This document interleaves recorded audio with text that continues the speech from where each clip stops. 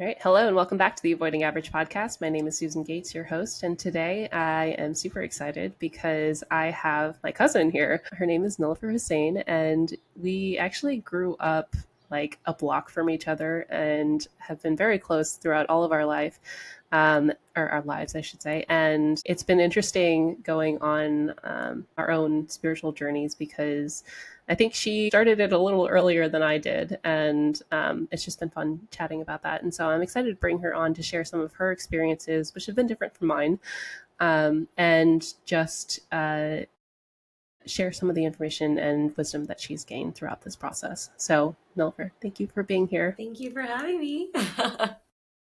I'm excited to have you on. And so, Nilfer is a nurse practitioner, and she's worked in nursing for how many years now? 15 years. Yeah, it's been a long time, right? And so she's actually starting to shift her course, right, towards more holistic healing. And so I would love for you to share a little bit more about your path and how you got into the holistic healing world. Yeah. Oh, it's been quite a journey. So I've been in healthcare for 15 years, and I had been a nurse for probably like 8, 9 years, and I just felt like something was missing. And of course, the natural trajectory is to go back to school. So everyone told me to become a nurse practitioner. And at the time, it felt like the right decision, just felt like the next step in my career.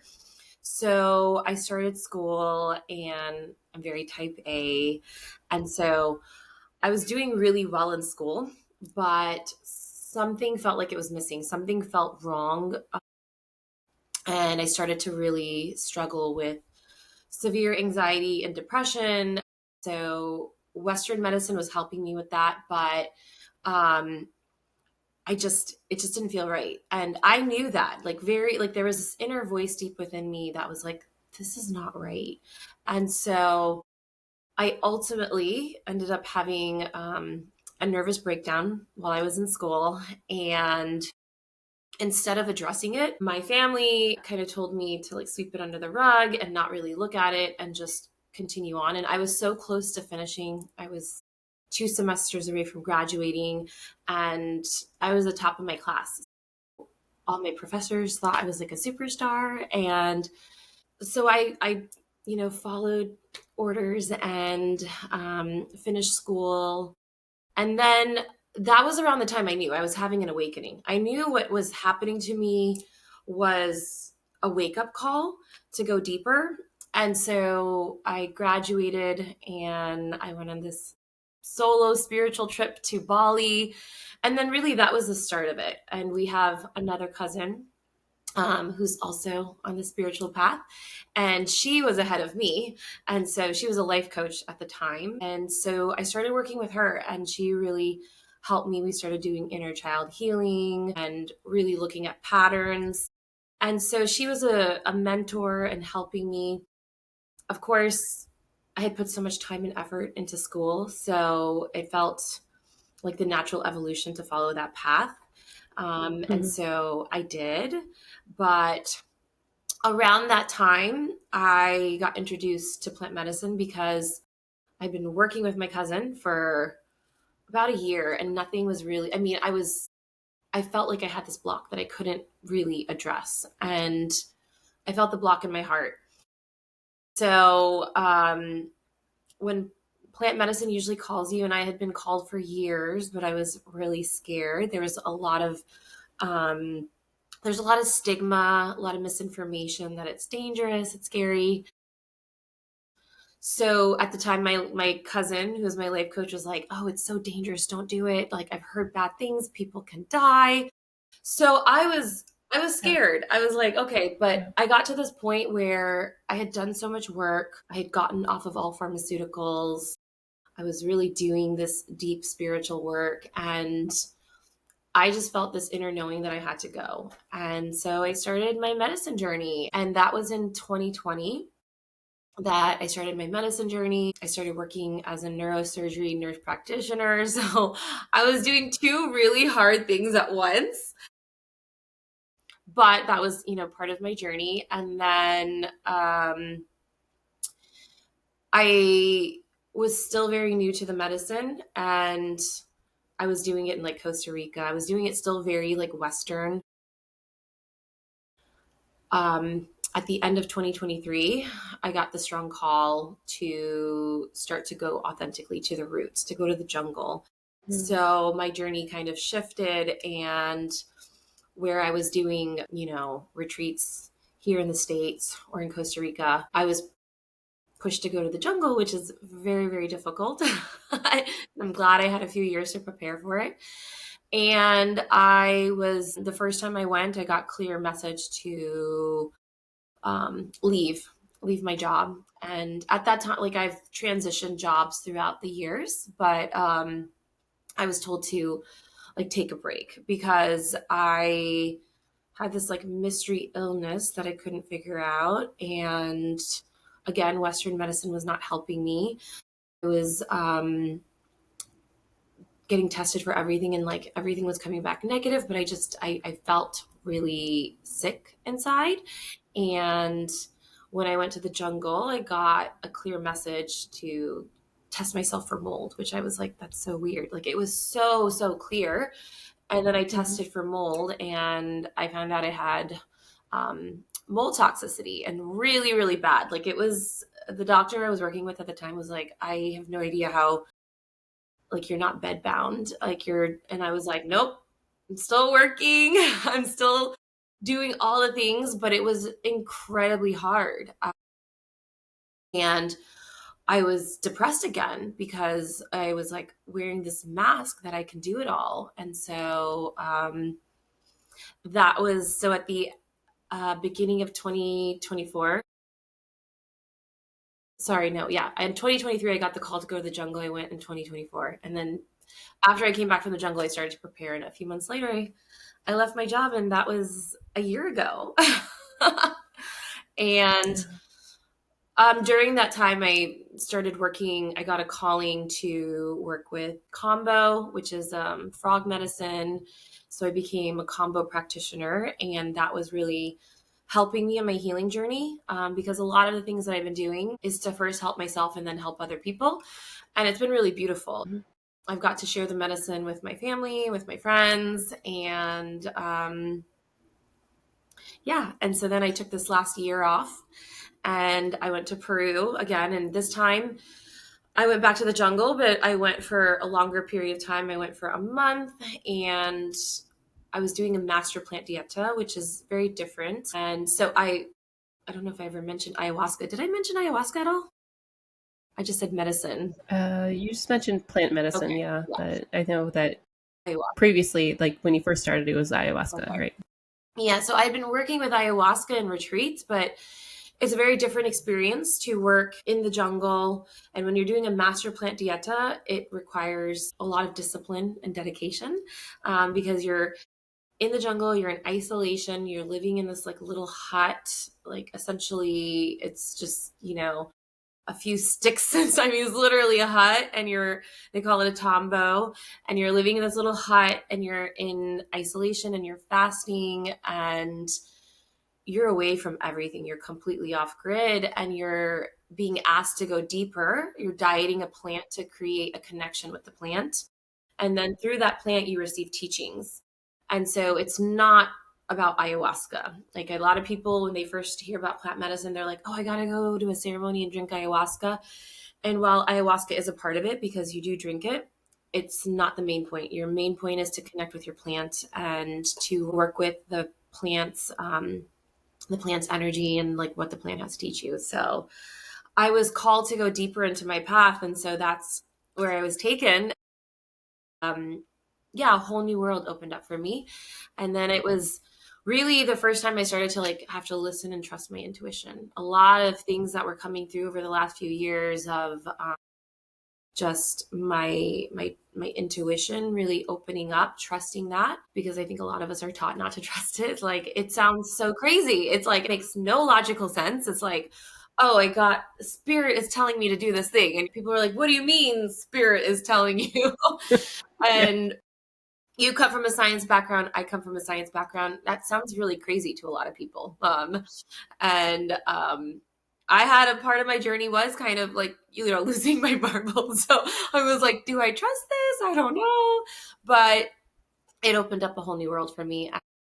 Yeah. So the last year, spirit has been guiding me, and I've had to trust it. And it's been really, really scary because my old life, I had a straight path.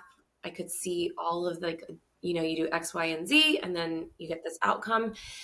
And in the last year, I've had none of that. And I've really just had to go off of my intuition. So I was really only supposed to be in Peru for 2 to 3 months. I ended up being there for 8 months. I went back to the jungle. Was really deepening my gifts and really having to have a lot of space and sit with nature. And then I got a call to go to India to do my yoga teacher training, which I did, which was you helped me with that because you with astrocartography. That was another level of initiation I was not prepared for. But my initiations are getting a lot faster, moving through a lot of things and at a rapid pace. While it's beautiful, it can still be challenging. And that brought me to here today with you. Yeah. Yeah. Well, I think you did a great job summarizing the last several years in about 10 minutes. So I applaud you for that. That was a lot. Thank I think, yeah. You had mentioned a lot of really interesting things that I think a lot of people may have not have heard of. And so, um, going back, I know ayahuasca has become a buzzword for a lot of people in the spiritual community. I would love for you to explain a little bit more about like what ayahuasca actually is for people who may have never heard of it or don't really understand it and just heard the name. Yeah. So it's a plant medicine that's derived in South America, in, Peru, Ecuador, Brazil, Colombia. They're different. It's a plant and a root, and it's an ancient medicine. It goes back thousands and thousands of years, and there's many different lineages that work with the medicine. But in the shamanic traditions in these South American indigenous communities, they believe that these plant medicines can help bring you back to wholeness. Like they believe that the soul is fractured at some point, and because of that fracture, you now have some kind of mental illness, some kind of physical illness, emotional, spiritual. So they truly don't believe in disease. They don't believe in mental illness, depression, anxiety. They don't believe in any of that. They really just see it as the soul needs healing. And it is a really big buzzword, and it's just like with many things that like colonizers get a hold of it, they start to abuse it. And so this medicine is very sacred. The shamans that usually work with it, they spend decades working with the medicine before they can even serve it. And what's happening a lot here in America is like a few people go and they drink it and they have an experience. Then, like, next thing you know, they get ayahuasca and they're bringing in having ceremonies. So it takes an Mm. incredible discernment and vetting process of how you find who you sit with. And I've had some not great experiences because early on in my medicine journey, I didn't really know very much. And so I had situations where I sat with people who were not, they should never have been serving medicine, but because it is a buzzword and it's all around, and it's illegal in the US, and so it's kind of this underground community. So that's why as I've learned, as I've gone deeper with the journey, it's really sitting with someone who comes from a specific lineage, has been trained in it, and can really heal you because this medicine is very powerful. They can do Mm. spiritual surgeries on you, they can do psychic surgeries on you, they can do things that really sound kind of like a fantasy movie, like you wouldn't believe it unless Yeah. you experience it. But it's opening up this gateway to a spiritual world. We're here in the physical world, we can only see in the 3D, but there's so much happening in the physical, in the spiritual realm. And so they open up these portals. And if you're working with someone who doesn't really know what they're doing, they can take you places that are not fun and scary and actually cause more harm than healing. So it's absolutely beautiful. It's healing. It's sacred medicine. Some people look at it as a drug. It's not a drug. When you actually really go and sit with people who have had it in their bloodline for thousands of years, and you hear from them, and you get to experience the work with them, you realize really how sacred it is, and how it's here. Mother Earth is healing us. And it's not just ayahuasca. She's considered the grandmother medicine, but there's so many other plants that also have healing. But I think ayahuasca has become really popular because it's a psychedelic, and so people want to have these psychedelic experiences. But the true healing is going to the root of it. And so in my experience, ayahuasca was a good beginner for me to open up, to start trusting the medicine. But I had to go deeper. I had to go to the jungle and work with other plants to go deeper to the root of my the things that were blocking me. And a lot of it was ancestral trauma. That's what I've been. A lot of my work is healing ancestral trauma. And so with ayahuasca, they say, you can heal if you 7 generations back, and you heal the 7 generations back to then open the path for the 7 generations forward, which I think is so beautiful.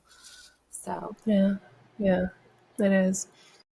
But I know that I think it's probably difficult to summarize exactly like what ancestral trauma is ongoing in our family. Um, for anyone who isn't aware, our family is from Afghanistan, so there's a lot of we'll say backwards ways of living that have kind of been carried forward, and I think there is a lot of change happening within our family, and it probably is to do with the work that we're all doing here. And so, but that's not the point of this conversation. But I wanted to actually ask you a little bit more about the experiences that you had with ayahuasca versus maybe some of the other plant medicines. I know I don't know if you've done or have tried psilocybin before. yeah, but yeah, I've worked with it a little bit. It's not my main Okay. medicine, but I have. Yeah. So can you describe, I guess, what the difference is in the experience between some of the different medicines that you could be working with? Absolutely. I think mushrooms are beautiful, and they're actually considered the children, and they really Okay. are. They are beautiful. They help you really access your inner child, and it can be a psychedelic journey, or microdosing has become very popular in the last few years, which has been really helpful for people. And I did microdose for a small period, but so mushrooms are, it's a psychedelic experience. You can have visions, you can have different experiences just depending on where the medicine wants to take you. Ayahuasca is different in the sense that it will take you much deeper. And some people won't be ready to deal with it. So mushrooms may be a good option if you're just discovering, because some people may have suppressed trauma that they don't know about. And or they just, their inner child doesn't feel safe to go that deep that fast. And so um, ayahuasca can be a very big experience. And if your nervous system and your body is not ready for it, it can be quite jarring and not helpful. So mushrooms may be a good alternative to start with. You can start microdosing. You don't really have to go into like take a macro dose and go into an actual journey. But if you would want to do that, you could do that with someone who could hold space for you and who has experience with working with mushrooms. And again, it's the same thing with just like ayahuasca. You have to find someone who knows this medicine, has worked with it, has the capacity to hold space and guide you, because again, you don't want to get in a situation where, you know, you're with someone who really isn't inexperienced or doesn't know what they're doing, which again, same with mushrooms, just like ayahuasca, just with plant medicine in general, it's really exploded. I mean, I'm even shocked in the last 5 years, like I can't even believe it. I'm like, I feel like, in DC mushrooms are legal. Like you could just go to a dispensary and get mushrooms, and people think it's really easy, but these medicines are sacred, so they require a sense of respect and devotion and intention. And if you're not working with that, it can kind of go in directions that you don't want to go in. So, but yeah, mushrooms are the children, and then ayahuasca's grandmother. I've also worked with Hmm. Wachuma, or San Pedro, as some people may know it, Okay. and that is a cactus, and Okay. it actually grows in the Andean mountains, and that is considered the grandfather. So it's a mescaline plant, and it really activates the heart. It's very heart opening. So it's a beautiful medicine to start working with for some people because it can also not be as intense as ayahuasca. Ayahuasca, I feel Okay. like, is very, it can be challenging. It can be really, a lot of people who kind of go into it, they think that it may be fun, or they're going to have visions and have an pleasurable experience. And generally, the more challenging experiences are the more healing experiences, because it's taking you places that you don't necessarily want to go, that you avoid, that you suppress. And a lot of people are not ready for that. And so it's nicer to start with things that are a little bit more, maybe more gentle on the nervous system. But with all of these, they can be done the right way or the wrong way. And then the medicine that I work with, that I serve, Kambo, it's not a psychedelic. It's a frog medicine, and it's a very quick journey. It's like 30 minutes. Hmm. And Okay. it really works on all levels. It's mainly really physical, which is why it's very uncomfortable. It's my Scorpio coming out. I want to take you there fast and as quick as we can, and as we don't care if it's hard, but it's physically challenging.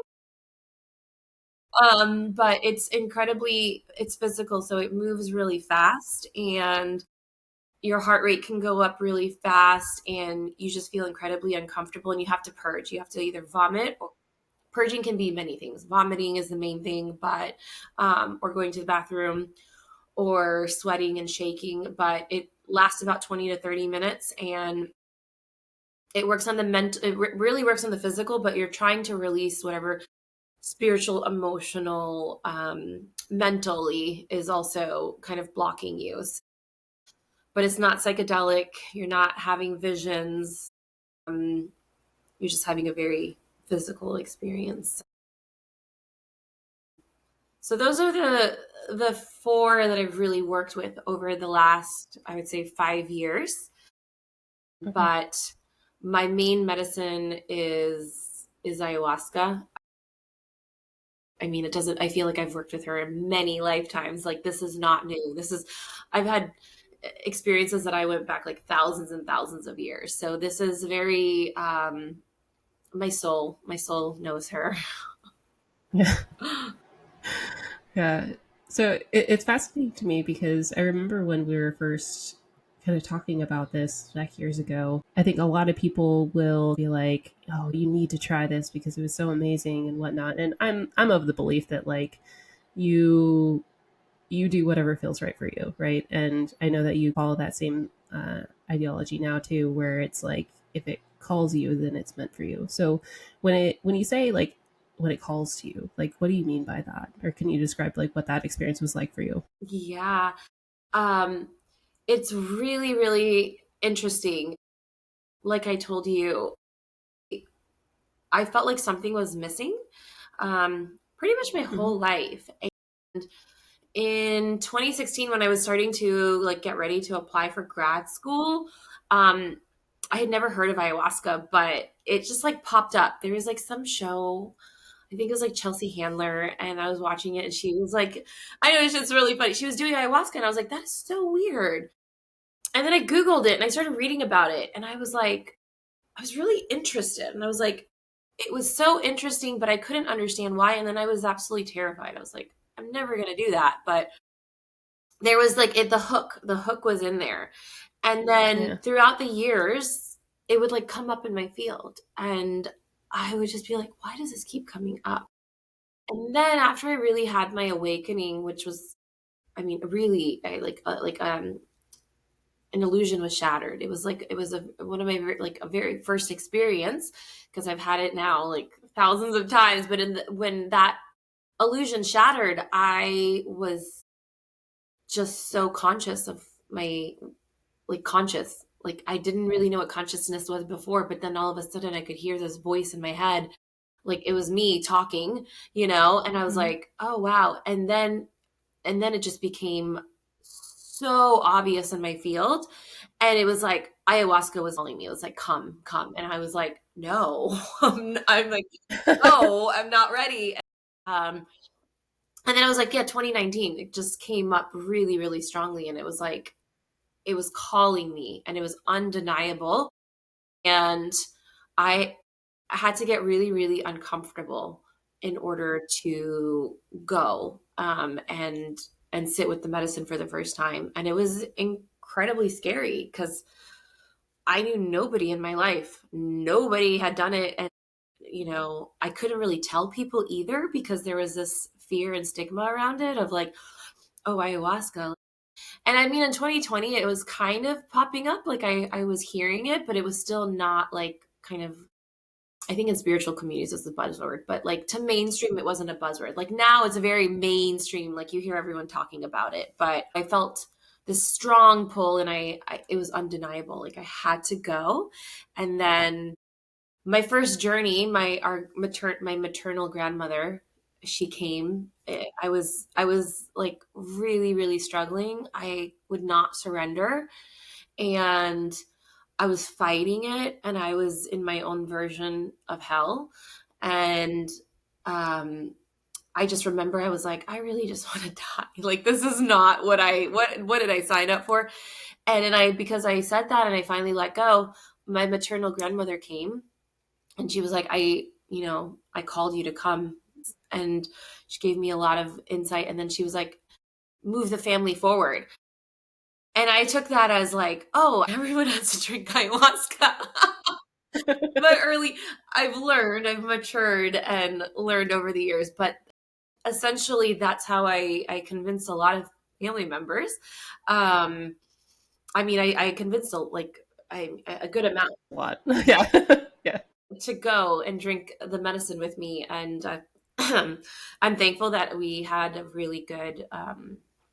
good shaman, that I didn't take them to some of these like other situations that I went that were a little interesting. But yeah, so my grandmother, I took it literal, but now I recognize because I've had many interactions with her since. And now it's amazing since I've worked with really deep with the medicine. She's always there. And I believe she's my spirit guide. Um, She's always around. she's always around. I can connect with her in meditation. Um, I have a really beautiful relationship with her and I'm really grateful. But yeah, as she's come through in many other journeys, it was really to heal some of these ancestral things that are in our lineage, and to heal that, clear it, and then move forward. Yeah. Not everyone has to Yeah. drink now, thankfully. I wish I knew that assignment early. I wish I knew it earlier on, but I'm grateful because I think thankfully the people that I did take, they had good experiences, so I don't have to worry too much about things going haywire. Yeah.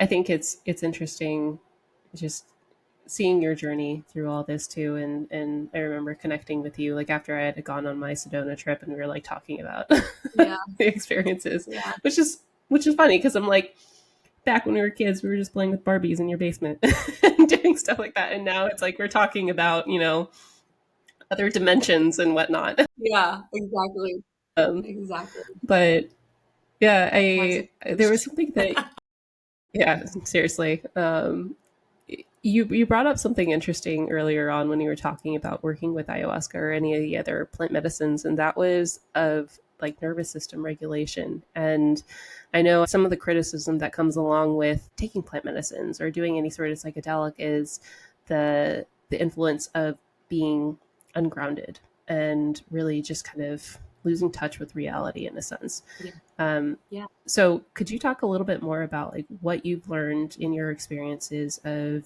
using being more in like a regulated state in order to hold that experience.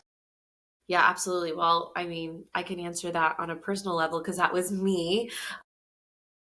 When I first started, I was so excited to have these like really big cathartic healing ceremonies. And so I was kind of chasing that. You know, I just thought I have to keep chasing ceremony after ceremony.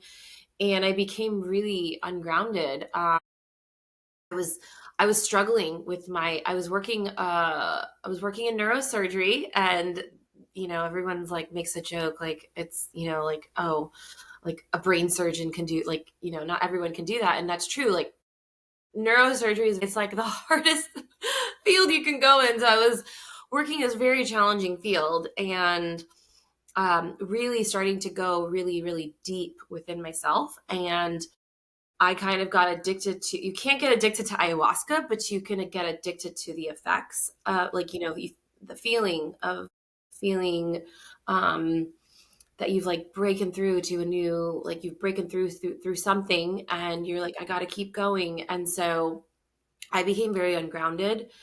And, and so I went to like, I started doing breath work and, um, exercise. Like I was doing anything I could to ground it.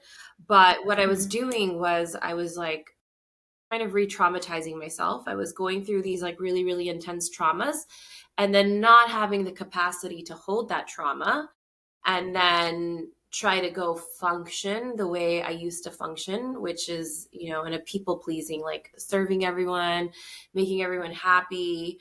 And so I had to take a break from plant medicine for about a year because I got so ungrounded, and I couldn't hold myself.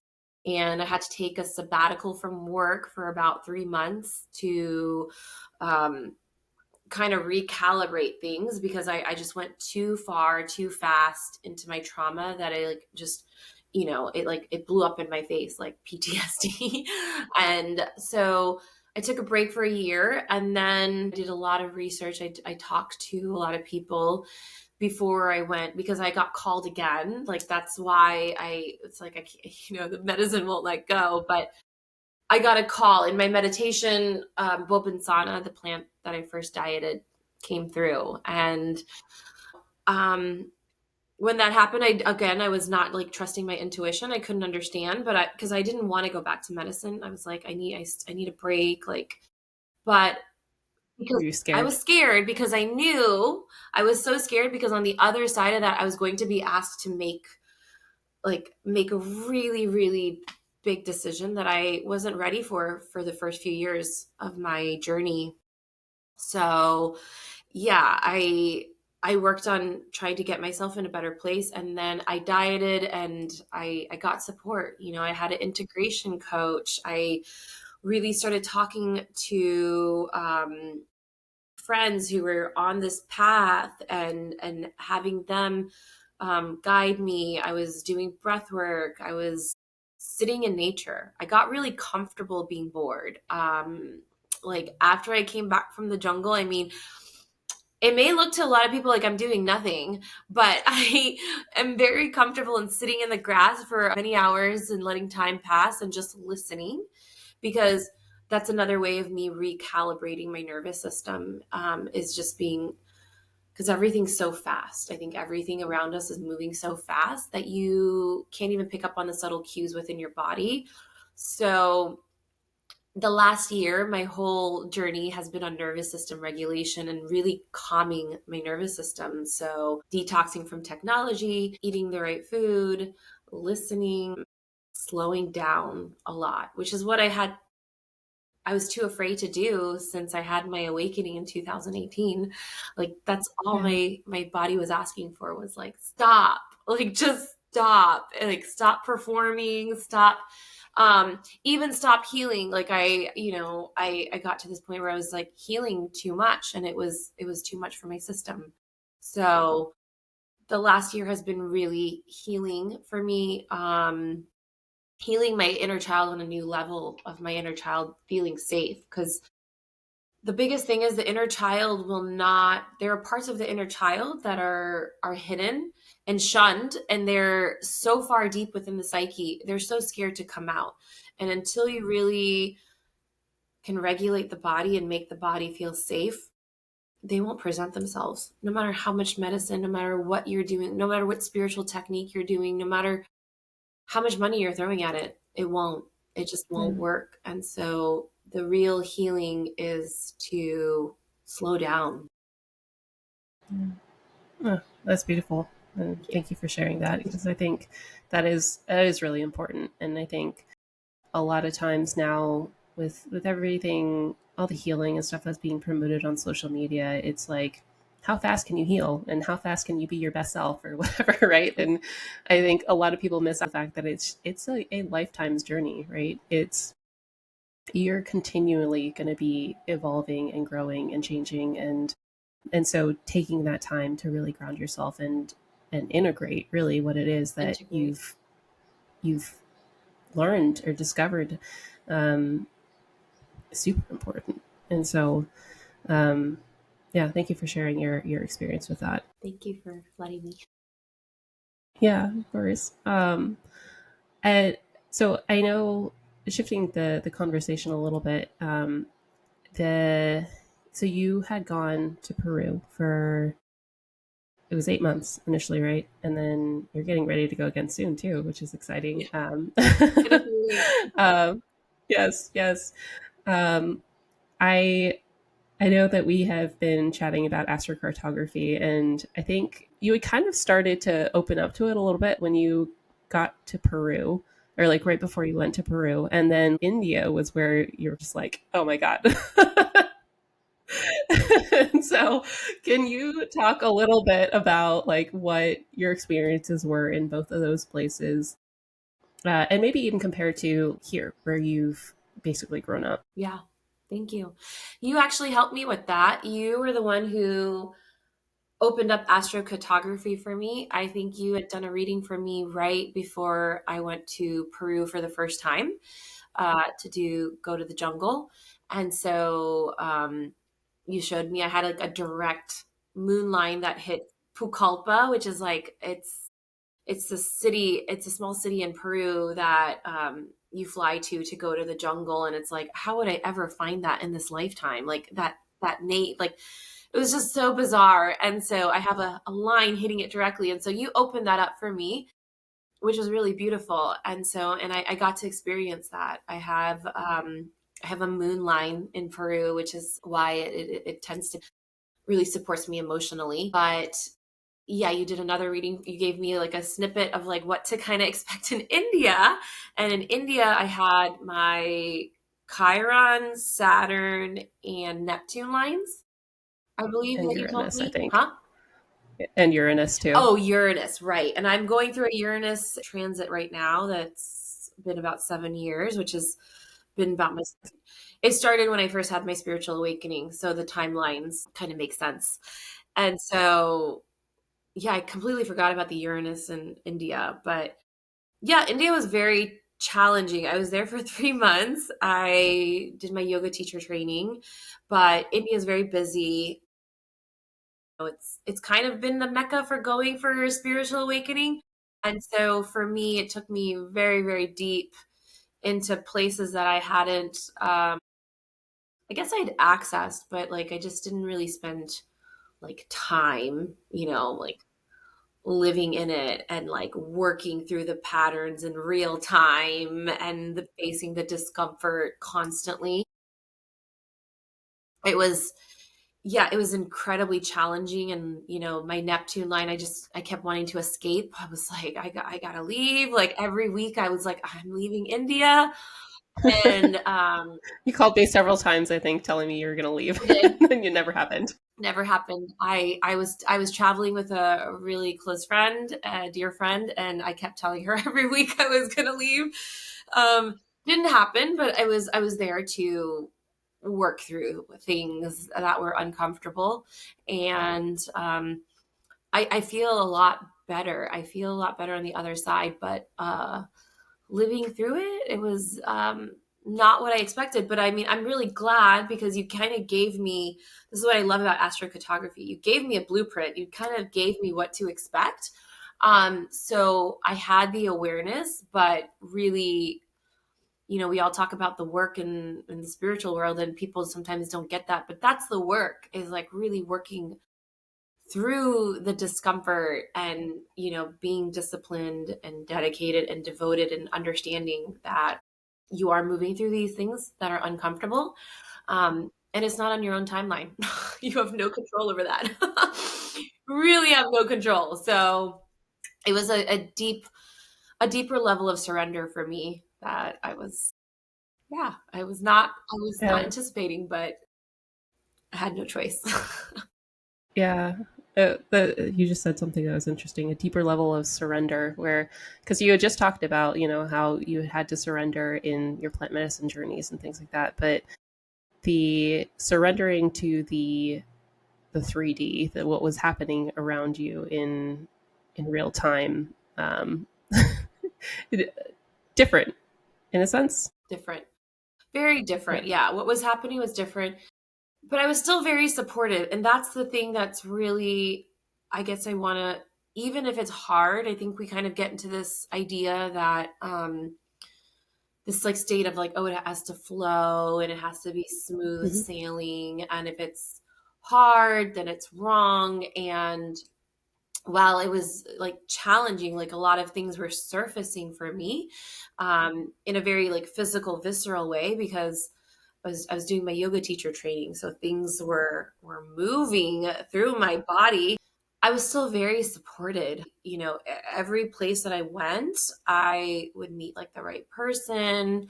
Um, I had a great teacher. I felt, I was supported throughout it. I wasn't on my own, even though it felt like that. Like, I had such a big spiritual support, which, that's what I would often tap into. Like, if it was getting, like, really hard, I was like, no, no, and I would talk to spirit a lot, and I'd be like, send me help or send me a sign. So yeah, I had a lot of beautiful support that helped me get through it. But did I answer Yeah. the question? Yeah. Yeah, I think so. I was actually curious. It's always harder, like looking back, on a situation after you've already been through it, I guess. But had you not known what to expect, what do you think would have happened when you went to India? um Because those are some intense energies, by the way, like Very intense. I all in the same place. Yeah. I think maybe I would have reverted to an old pattern of, falling apart and becoming hysterical. I think I would have, that feels like I wouldn't have been able to hold myself. A lot of the integration work I've been doing over the last year is to be able to hold, because I have a lot of big emotions.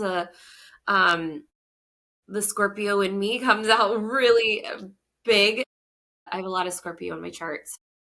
But, I think I probably would have, like, collapsed or handled it in an old way, and I would have thought something's wrong. I mean, I did think that. I'm not gonna I did think that.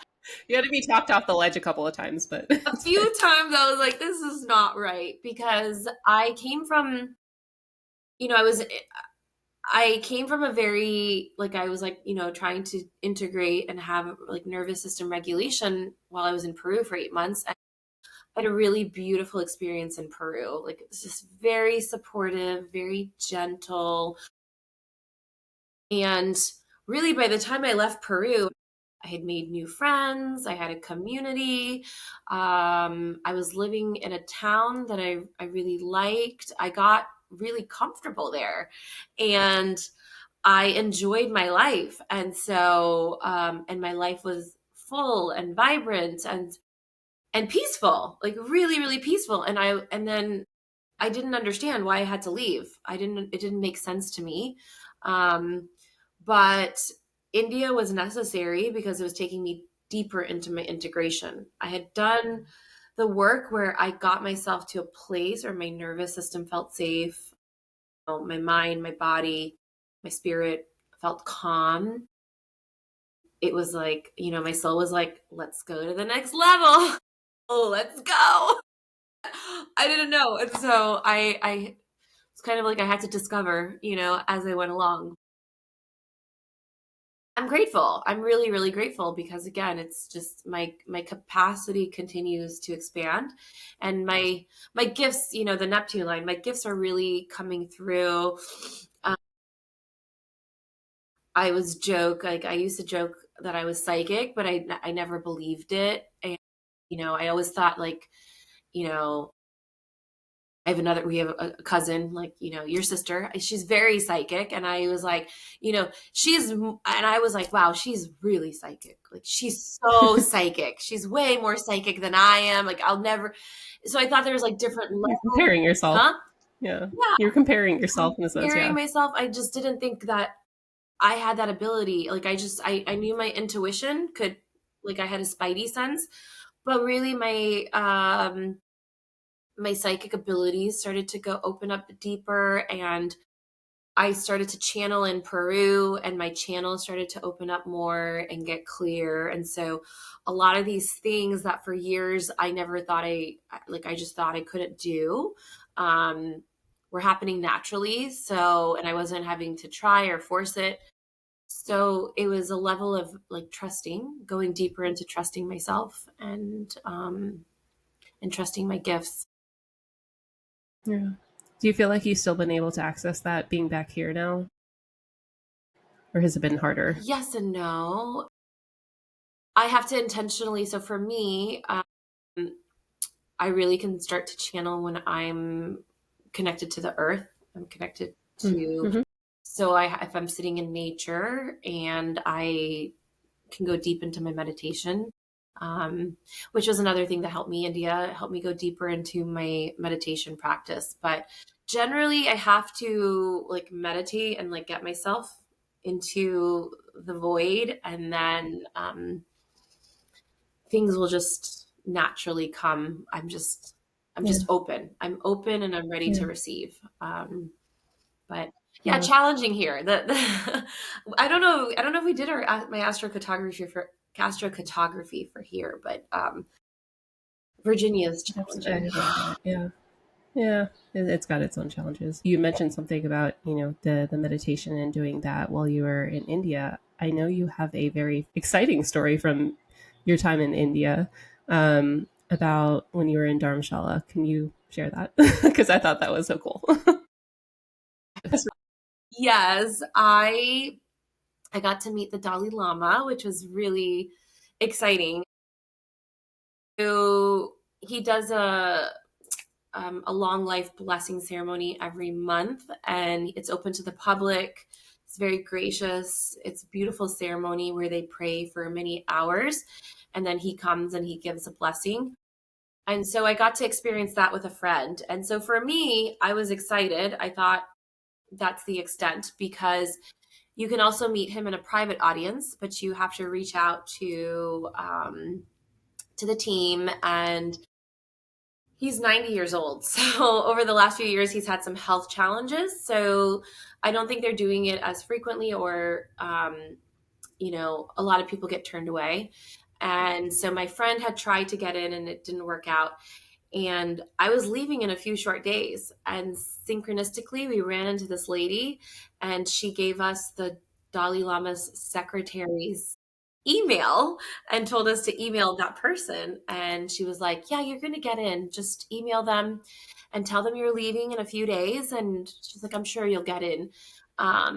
Because she said they save a few spots, for last minute people. So I emailed, and then it was a Saturday, and I got to see him on a Monday, and I was I was leaving India on a Friday. So, and I was like traveling in between that time to get to New Delhi.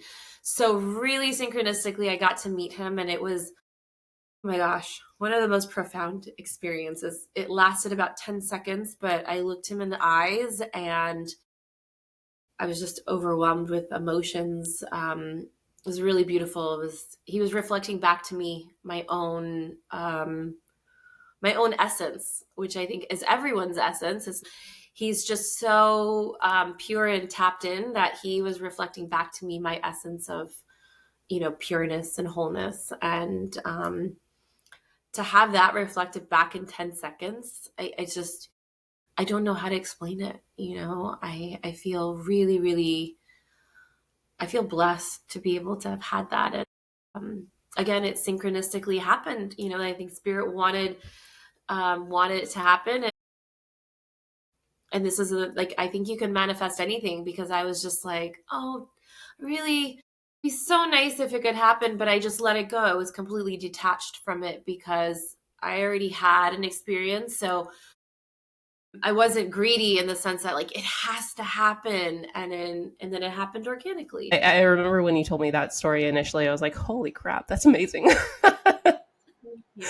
So I'm so glad that you had that experience, and that was, the cherry on top of your trip to India. But I guess as far as like, you're going back to Peru after this, right? And you'll be there for a year, which is exciting. And I know you're still kind of like, I don't really know what's happening next, but um, how are you feeling going into that?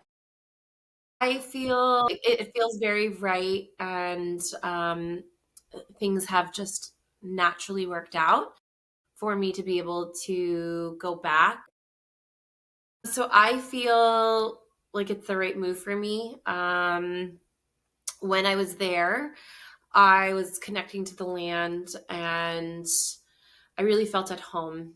And I've built some really beautiful friendships there. And yeah, my life seems a lot more simple and easy there. I never thought that would happen. I'm not sure what I thought would happen, but I didn't think I would be living in Peru, at least for the next year. So I will be applying for my residency when I go back. But yes, it's another thing again that I'm being guided by spirit. And so the entire the entire path is not shown to me. I just have bits and pieces, and I just have to trust that I am being guided in the direction that my soul, is the expansion, the next level of expansion for my soul. So um, it feels right, but also feels scary because I really can't see the path forward. I think that's fair. I think a lot of us who are kind of on this journey that are just following what we're being guided to do have no idea what's coming next. And it's just a matter of trusting and doing and just hoping that everything will turn out okay, which I'm sure it will. Exactly. If past experience has taught us anything. Yeah. So I'm excited for you. I'm going to miss you, obviously, but I think it will be an interesting part of your journey. But yeah, Thank you. if you have any last thoughts as far as advice for anybody who either is exploring plant medicines or is on their own spiritual journey, like what would you tell them? I would tell them that trust your soul where it's guiding you. It may not make sense in the immediate timeline that you're on, but I truly believe that we have all the answers within us, and it doesn't necessarily even have to be like plant medicine. Like I said earlier, you'll feel a calling, you'll feel such a pull that's undeniable. And if you feel that, then yeah, fantastic. Do your research and make sure you're going to a reputable place. And generally, I would say go back to the roots, the indigenous people who have worked with this medicine for thousands of years. That's where I would say start. Um, and then, yeah, for the soul, like your own personal journey, there's a lot of plot twists to your story. So just trusting, it's not always going to look how you plan it or how you think it's supposed to look. But I think that's what makes life so exciting. And that's part of your journey, is discovering your soul and what does your soul want, because we all come here with a mission and a purpose, and everyone has a very unique purpose. We are all not meant to be doing the same thing, working in the corporate field, or and it's not even necessarily to say that you have to be working, like just do spirituality, it's like learning what's right for you. And that takes time and patience, and it doesn't happen overnight. So be patient, but trust is the biggest thing I can say, because a lot of us have been taught, so many systems and programs have taught us not to trust ourselves. And so really that's the first step. I love all that so much. So thank you for sharing that. And I know that that is a huge part of, I think, everyone's journey. And so thank you so much for being on with me today and sharing your stories, your wisdom, the things that you've learned along the way. I know that it can be hard to find the right resources as you're kind of navigating your own path forward. And so sharing what has worked for you, what hasn't worked for you, um, is helpful for other people. So thank you. Thank you for letting me share. It was so much fun. Yes, And I'm yes, so proud of likewise. you. I think what you're doing is amazing. You're also on your own Thank you. journey, and you're creating all the things that you're passionate about. And so it's really inspiring to also watch you and yeah, share the ride. Yes, thank you. I appreciate that. That's all that we have for today. Thank you so much to Nilfer for coming on with me and sharing all of her wisdom.